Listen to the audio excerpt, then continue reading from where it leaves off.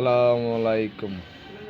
টিকটকের মা বোন সবাইকে বলতে চাই যে মেয়ে বিয়ের পরে বাপ মার কথায় চলিবে তার সংসার গ্যারান্টি দিতে পারি কখনো দেখবে না। স্বামীর কথা বাড়ায় চলে গেলে কখনো তার সংসার টেকবে না। কোনো মেয়ে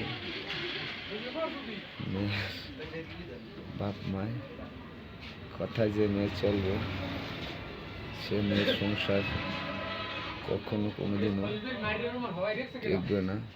চ্যালেঞ্জ দিয়ে বলতে পারে মেয়ের সংসারে ঝগড়া কাজিয়া হইতেই পারে স্বামীর সাথে।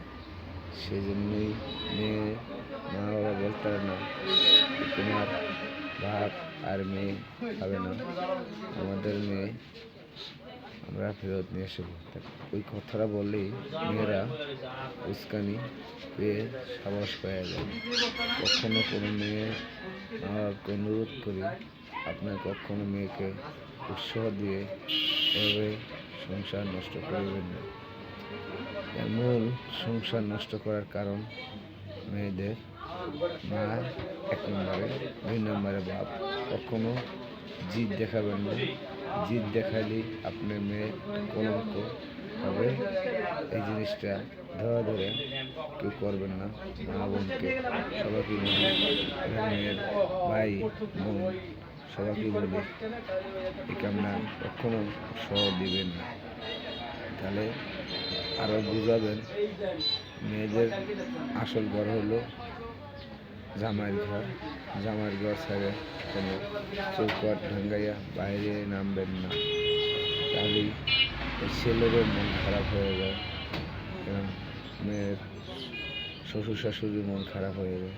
কোনো কামনা করবেন না। মা বন্ধু আমি একটা কথা বলি, দাদা আপনারা এই সংসার নষ্ট করিবেন না, নিজেরই সংসারে ক্ষতি হবে এবং করার চেষ্টা করিবেন। আসসালামু আলাইকুম। আমাদের শ্রদ্ধা বড় ভাই আইসে, এখন 2-4টা কথা বলবে। আপনি ভাই কিছু বলার থাকলে বলেন ভাই, যে মেয়ে সংসার কেন নষ্ট হয়, এর কারণটা এই উদ্দেশ্য কে, এগুলো কে কারণে মেয়েদের সংসার নষ্ট হয়, যে আপনি একটু বলেন। মেয়েদের সংসার নষ্ট হয় মেয়েদের বাবা এবং মার কারণে। কেন ভাইয়া? মেয়ে বাবা কি করে? মেয়ের বাবা এবং মায় যদি মেয়ের বাবা এবং মেয়ের মায় মেয়েকে লাই দেয়, ধরো সংসারের টুকিটাকি একটু কাজে বাজলে দৌড় দিয়ে বাপের বাড়ি যায়। বাপের বাড়ি যাওয়ার পর দেখা যাইতেছে যে সে বলে এই যে আমি এখনই ওরে দেখাই দেবো, বললে হুমকি দেয়, মাইয়ার একখানের জায়গায় 3 লইয়ে যায়। তারপরে মাইয়া সুন্দর এনে থায় যে বাপে তো দেখাই দেবে আনে, মায় তো দেখাই দেবে আনে, কিন্তু মেয়েদের এই বাইরে যায়, গ্রাফিটি বাইরে যাওয়ার কারণে মেয়েদের সংসার ভাঙে। আরও একটা কারণ আছে, এই যদি আলামিন ভাই কোনো পাশাপাশি থাকতে পারে তাহলেই বুঝবেন যে হে সংসারে আগুন লাগছেই লাগছে। ওই যে দেখছেন ভাই,